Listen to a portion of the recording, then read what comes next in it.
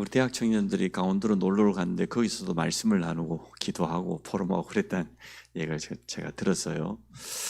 참 감사할 일이죠.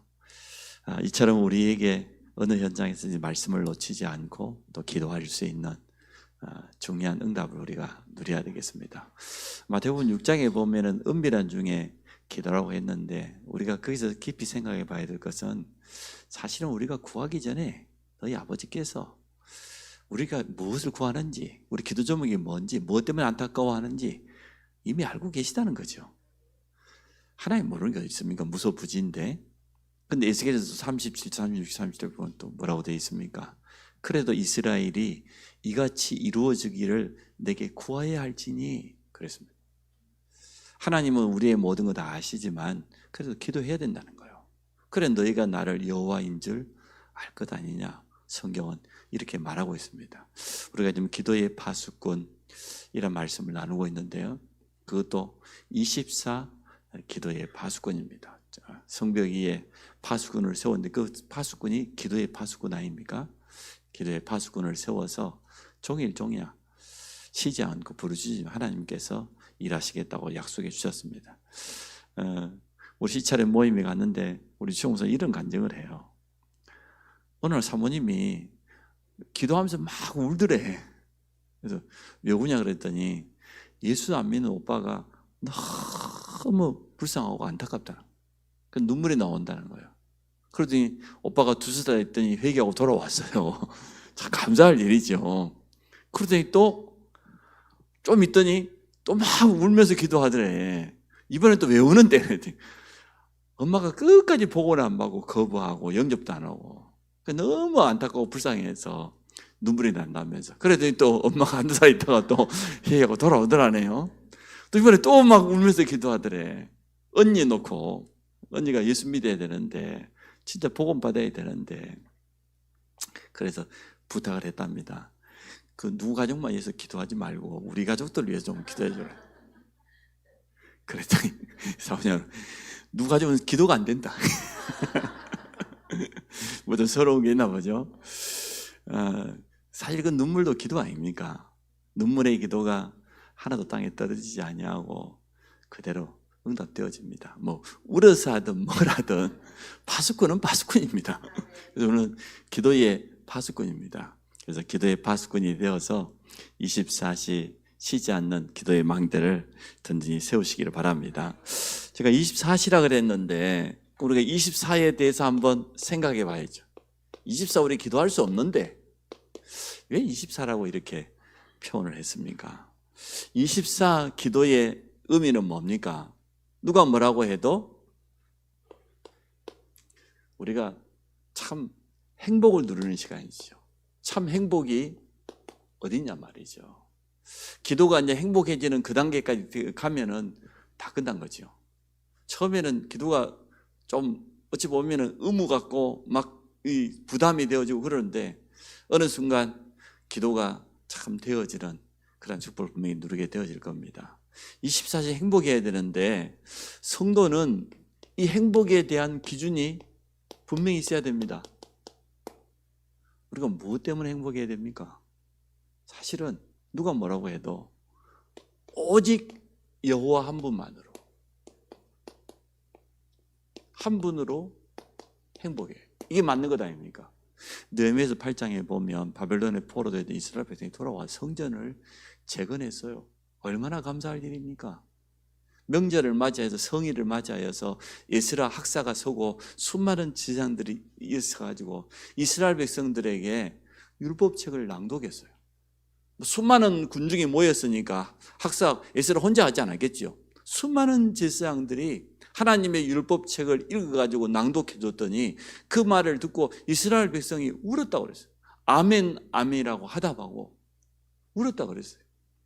왜냐 그러면 우리 조상이 왜 이 성전이 다 파괴되고 바벨론 포로 끌려갔는지 알았거든요. 하나님의 율법의 말씀을 들어보니까 답이 그 속에 다 있단 말이에요. 그래서 얼마나 사실은 가슴이 아팠겠어요. 아멘 아멘이라고 믿음 고백했지만 그 율법의 말씀을 듣고 울었다고 그랬어요. 그때 학사 이스라엘가 하는 말입니다. 오늘은 성일이다. 슬퍼하지 말아요. 너희가 느헤미야 8장 10절은 여호와로 말미암아 기뻐하는 것이 너희의 힘이다. 그렇습니다.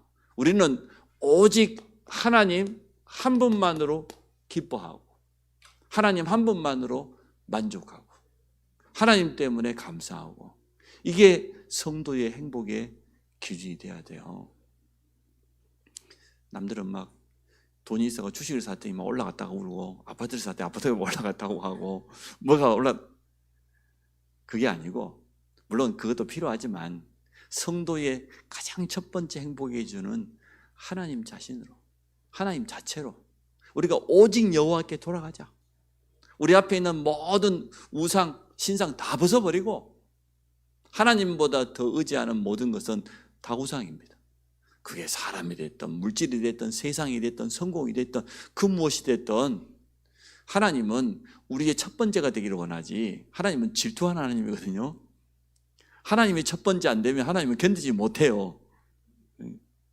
그래서 여호와 하나님 한 분만으로 우리가 하나님을 알아가면 알아갈수록 그럴 수밖에 없죠. 하나님의 그 사랑, 그 하나님의 은혜, 하나님의 그 용서, 하나님의 기다림 생각하면 생각할수록 또 똑같은 말입니다마는 오직 예수 그리스도 복음으로 왜? 복음은 우리를 구원하시기에 충분하지 않습니까? 구원받은 우리가 이 땅을 살아가는데 완전한 해답이 그리스도 안에 다 있지 않습니까? 그래서 그리스도 안에 모든 것이 다 있다 이리 고백했잖아요. 바울이 고백한 것처럼 그리스도 안에는 지식과 지혜 모든 것 다 있다. 감춰져 있다. 그걸 찾아내는 것이다. 정말로 그리스도를 만난 사람은 인생이 바뀌어졌습니다.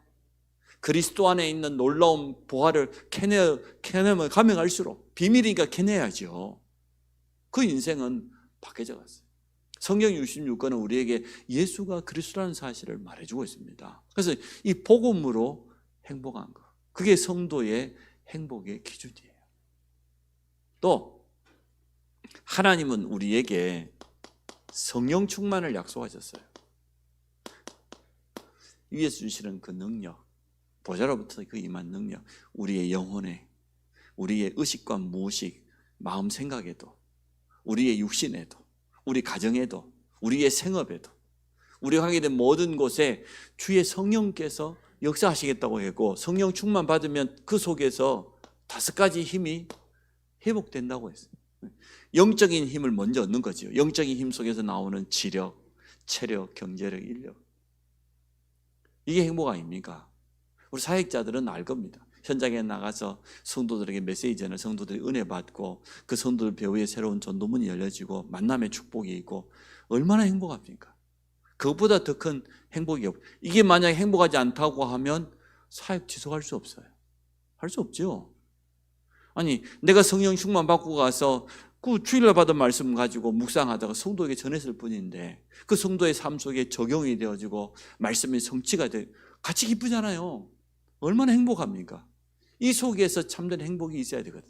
성도는 특히 우리가 한 가지만 더 말씀드리자고 하면 예배 속에서 하나님의 말씀이 들려지고 기도할 때마다 그때마다 하나님의 음성이 들리고 하나님의 뜻과 계획이 발견될 때 이게 성도의 행복의 기준입니다.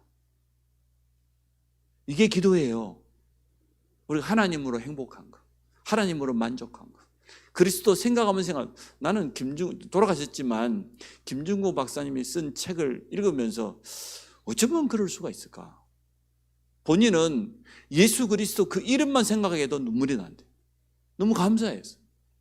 아니 자기 부모가 아니 그 공산당들 앞에서 자기 눈앞에서 죽는 걸 봤는데 자기 가슴 속에 미움이 가득해야 될 거 아니에요. 원망이 가득해야 될 것 아니에요. 아니 딸이 마지막에 암투병을 하는데 자기 집에 마지막에 와가지고 이제는 하는데요. 알 것 아닙니까? 그 마지막 순간에 찾아오는 고통 때문에 혼자 거실에서 거실을 이리저리 그 아버지 마음이 어쩌겠어요.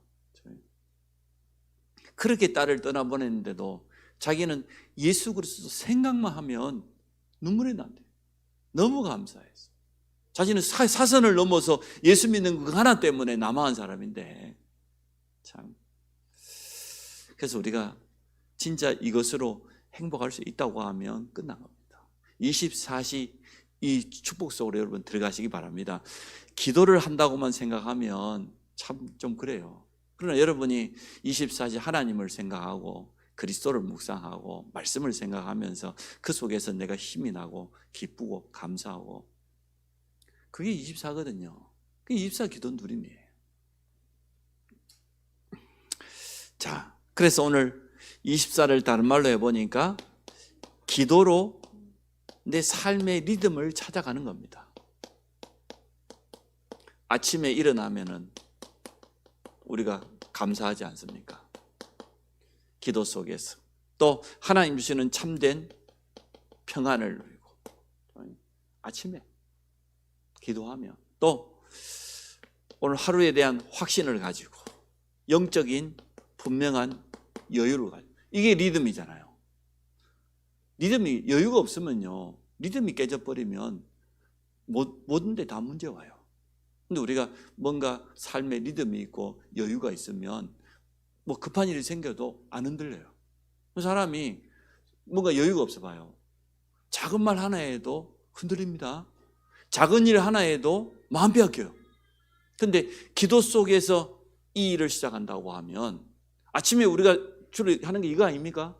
눈 뜨면 하나님 은혜에 감사하고 하나님 주시는 참된 그 평안, 약속의 말씀이 있으니까 확신이 내 속에 찾아오고, 그리고 오늘 하루의 스케줄이 있지만 그 가운데서도 우리에게는 언약이 있기 때문에 영적인 여유를 가지고 모든 것을 보고, 이게 기도 아닙니까? 우리의 삶의 리듬을 찾아가는 거죠. 그럼 낮 시간 동안에는 여러 가지가 있습니다만은 가장 중요한 게 만남이라고 했으니까 만남을 통해서 또 많은 일들을 통해서 확인을 하는 거죠. 아, 말씀이 이렇게 내 삶의 현장에 적용되는구나, 성취된 확인하는 거죠. 이렇게 우리는 리듬을 찾아가기를 원합니다. 만약 반대로 우리가 아침에 눈 뜨자마자 너무 피곤하다, 힘들다, 그럼 어떻게 되겠어요? 많은 부분에 다 문제가 오겠지요. 근데 진짜 아침 이 기도 속에서 낮 동안에 우리 가는 현장에서 만남의 축복을 확인을 한다고 하면 우리 생업도 살아나는 것 아니겠습니까? 하나님 그렇게 역사하실 것 아닙니까? 그리고 밤 시간에는 조금 내 자신을 정리해 볼 필요가 있죠. 나를 좀 점검해 볼 필요가 있죠. 또 우리가 좀 연약한 부분이 있다고 하면 집중해서 치유해 드릴 그런 부분도 있고, 이런 부분들이 조금 여유가 되어지면 기록으로 남길 수 있다고 하면 참 좋겠죠.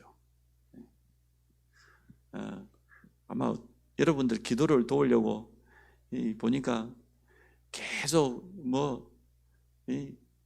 어르신들을 위해서 끊임없이 기도할 수 있도록 막 모든 방법을 다 써더니 안 되니까 이제 기도 노트를, 책을 하나 이제 마치고 왔더라고. 여러분 이따가 하나 사가지고 와주십시오. 모든 지교의 성도들 기도 제목까지 다 올려놨어요. 넘기면서 그냥 기도하라고. 이렇게 우리는 24시 우리 행복의 기준을 바로 세우는 것이고, 24시 내 삶의 리듬을 찾아가는 것, 이게 24입니다. 그러면 영적인 의미로는 기도 속에 영적으로 깨어있는 거죠. 이게 24입니다. 24. 무시로 성령 안에서 기도하라고 바울은 우리에게 말하기도 했지 않습니까? 24.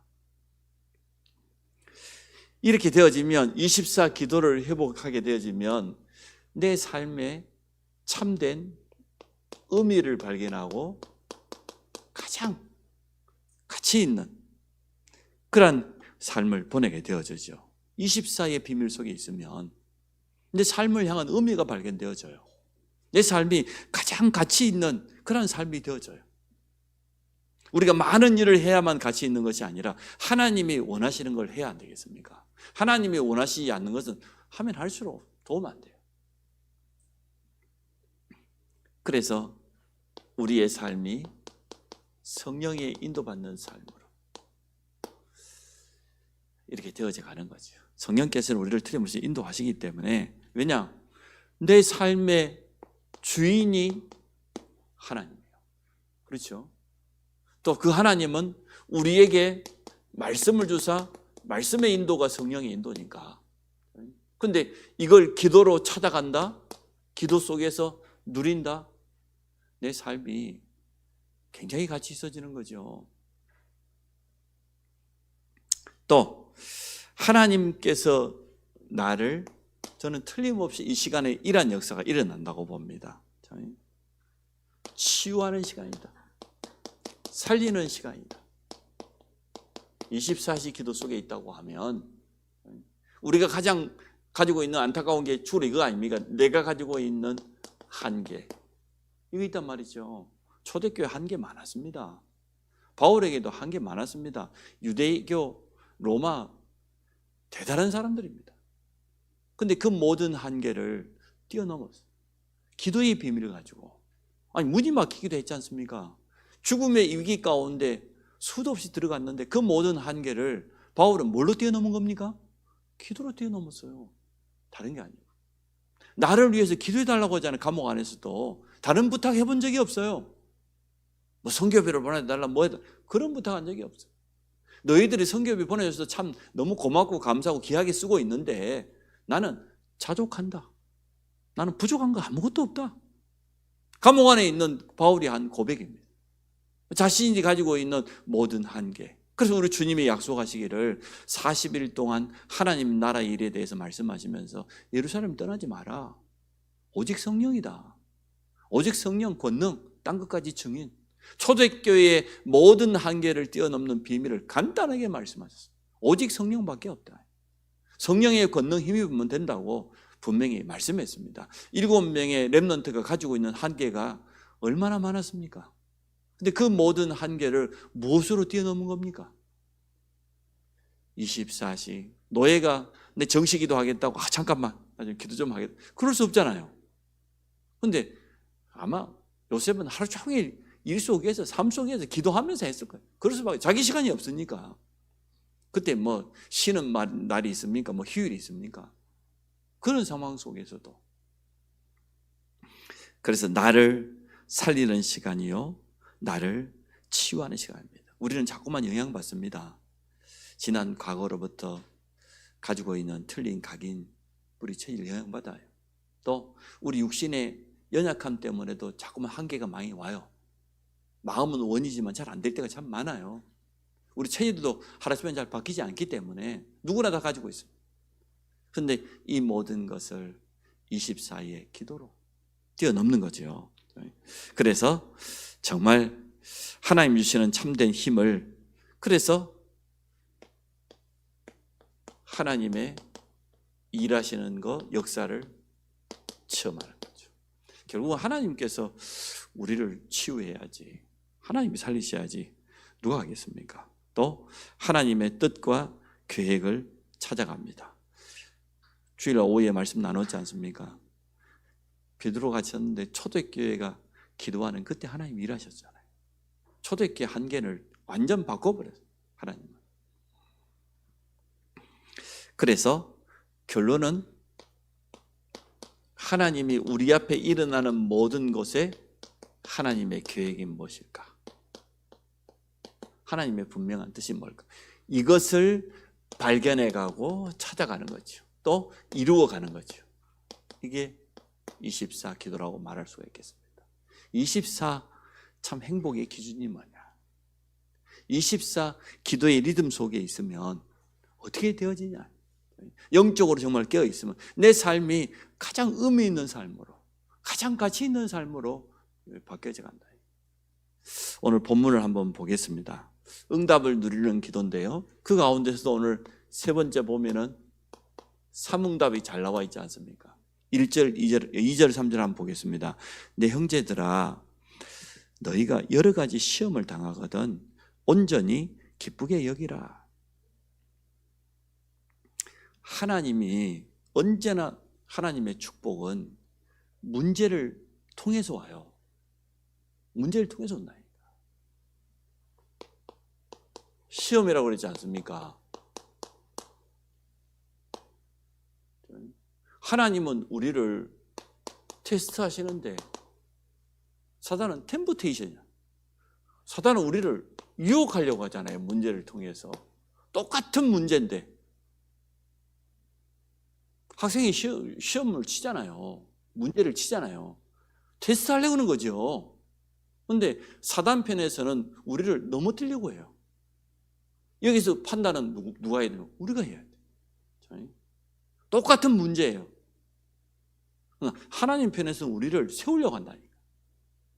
한 번도 빠짐없이 하나님의 축복은 문제를 통해서 옵니다. 그래서 여러 가지 시험을 당하거든 온전히 기쁘게 여기라. 시험을 좋아하는 사람이 누가 있겠습니까만은.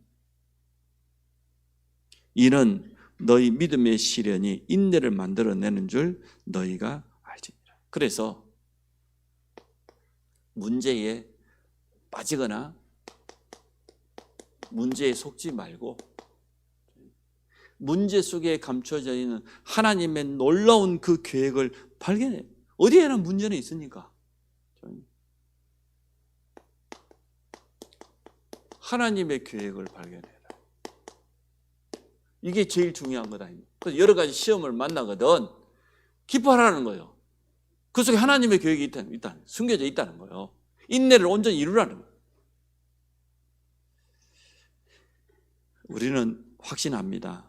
답이 없는 문제는 없습니다. 또 유일한 해답은 오직 복음밖에 없습니다. 복음 안에서 해석하고 좀 기다려보면 어떤 거는 좀 가만 놔둬도 돼요. 기다려보면 답 나와요. 내가 답 안 내도 돼. 가만히 있어도 하나님이 답을 내줘요. 그런 경우가 더 많죠. 그래서 해답을 가진 자는 어떤 것도 문제되지 않습니다. 요셉에게 형들이 문제가 됐습니까? 보디발의 아내가 문제가 됐습니까? 아니, 다윗이 사울랑 문제됐습니까? 자기가 도망자였지만 그게 문제됐습니까? 문제되지 않았어요. 그래서 이게 전부요, 문제, 위기, 시험, 갈등, 이 모든 것이 응답으로 보인다. 이게 진짜 올바른 눈이죠. 문제가 문제로 보이면 안 돼요. 그 문제를 통해서 하나님의 응답이 보여야죠. 하나님의 계획이 보여야죠. 자, 또 최고의 기회는 언제나 위기라고 하는 겉모습을 가지고 와요. 겉모습으로 찾아와요. 이걸 기억하고 있어요. 가장 큰 위기는 하나님이 우리에게 주시는 최고의 기회인데 이게 겉모습은 그렇지 않아요. 위기 그 자체는 쌓여져 있다니까. 그 속에 놀라운 축복이 기회가 감춰져 있는데, 그래서 우리가 위기 만났을 때에 최고 응답받을 기회입니다. 4절에 보니까 인내를 온전히 이루라. 이는 너희로 온전하고 구비하여 조금도 부족함이 없도록. 참 놀라운 말이죠. 우리를 하여 인내하고 구비하고 조금도 부족, 온전하게 만들려고 그렇게 한다는 거예요. 참 오늘 말씀이 굉장히 참 대단한 말씀이죠. 다니엘이 사자굴에 던져놓는 위기를 만났습니다. 그런데 하나님은 그 위기를 통하여서 다리오 왕이 고백하지 않습니까? 네가 항상 섬기는 네 하나님이 사자에게서 너를 구원하시기에 능하셨느냐? 왕은 만수무강을 하옵소서. 옛날 성경에 보니까 왕은 만세수를 하옵소서. 내가 이 사자굴에 던져넣기 전에 하나님이 주의 사자를 앞서 보내서 사자의 입을 봉하셨습니다. 하룻밤이 지나도록 내가 살아있다는 증거는 내가 죄 없다는, 무죄하다는 증거 아닙니까? 그 법이 바벨론 법이거든요. 아니, 사자굴에 던져놨는데 하룻밤이 지나도록 사자가 잡아먹지 않았으면 그 사람은 죄가 없다는 증거예요. 다리오왕이 당장 다니엘을 건져내지 않습니까? 자기 인생에 어찌 보면은 가장 큰 위기를 만났는데 사실은 나와 함께 하시는 하나님, 내가 항상 섬기는 하나님을 이 다리오 왕뿐만 아니라 모든 바벨론 사람들에게 각인시키는 최고의 기회가 되어졌습니다. 이처럼 좋은 기회가 어디 있습니까? 그래서 이 바벨론은 4명의 왕에게다 인정받았지 않습니까? 느부갓네살부터 벨사살부터 다리오까지, 나중에는 느헤미야를 총독으로 해가지고 다시 회복할 수 있도록 보내주는 고레스 왕까지, 이 4명의 왕이 인정받는 그러한 총리가 되어졌어요. 그래서 위기를 도리어 최고의 기회로, 우리를 온전하게 구비하여서 부족함이 없게 만드시려고 성경에는 분명히 말해놓고 있습니다. 그래서 우리 앞에 위기가 찾아왔을 때 가장 최고의 기회다. 삼응답을 누리는 이러한 축복을 우리가 회복하게 될 줄로 믿습니다. 사실 사단은 속이려고 하고, 또 우리 개인에게, 가정에, 자녀의 건강에, 교회에 위기가 찾아왔을 때 그때 많은 사람은 흔들리거든요. 세 번째입니다. 갈등입니다. 이 세상에 똑같은 사람은 단 한 사람도 없습니다. 마음이 잘 맞는다 하지만 그렇지 않아요. 살아가다 보면 이런저런 갈등이 많이 생겨나요. 근데 오늘 5절 6절에 보니까 너희 중에 누구든지 지혜가 부족하거든 모든 사람에게 구히 주시고 꾸짖지 아니하시는 하나님께 구하라. 그리하면 주시리라. 사실 갈등을 우리가 해결한다고 해결되어집니까? 인간적인 방법을 쓰고 머리를 쓴다고 해결됩니까? 하나님께서 우리에게 지혜 주셔야 돼요. 사실 우리의 말 한마디 가지고 사람 살릴 수도 있고 사람 갈등에 빠지고 시험에 빠지게 할 수도 있거든요. 우리에게는 순간순간 하나님 주신 지혜를 얻도록, 제가 2026년에 붙잡은 기도 제목 중에 하나 그렇습니다. 오직 성령 충만 속에서 내 마음과 생각을 지키고 내 보고 듣고 말하는 모든 것에 성령이 더 받아야 되겠다. 그게 제 기도 제목이에요. 지혜가 부족한 자 있냐? 하나님께 구해라. 후히 주시고 꾸짖지 아니하신대. 넘치도록 채워주시는 하나님께 구해라. 6절에 더 중요한 말을 했습니다. 오직 믿음으로 구하고 조금도 의심하지 말라. 의심하는 자는 마치 바람에 밀려 요동하는 바닷물결과 같다. 그래서 우리가 갈등이 왔을 때 그때 나를 돌아보는 시간이죠. 나를 점검해보는 그런 시간이죠. 상대방의 말 때문에 갈등이 왔던, 아니 뭐 때문에 갈등이 왔던, 상대방은 놔두고 나를 돌아보는 시간. 그러면 내가 조금 갱신해야 될 부분이 있죠. 갱신이란 말은 고친다는 의미도 있지만 사실은 더 큰 그릇을 준비하는 것 아닙니까? 그게 진짜 갱신이잖아요. 그래서 우리의 믿음의 그릇을 딱 넓히게 되어지면 진짜 올바른 도전이 되어지는 거죠. 하나님은 믿음의 그릇이 준비된 만큼 채우십니다. 그건 틀림없습니다. 그래서 오늘 이 세 가지 전체가 왔을 때, 문제가 찾아오고 위기가 찾아오고 갈등이 왔을 때 우리의 눈이 너무나 중요합니다. 문제로만, 위기로만, 갈등으로만 보면 틀림없이 그 속에 빠져요. 문제 속에 빠지고 위기 때문에 속고 사람 갈등 때문에 사실은 무너져 버리고 시험 들고. 근데 이게 진짜 하나님이 하시는 것이라는 증거로 딱 응답으로 보여져요. 하나님의 계획으로 보여져요. 하나님이 하시는 일로. 그렇게 되어지면 이 세 가지를 통해서 우리는 분명한 응답을 누리게 되어 있습니다.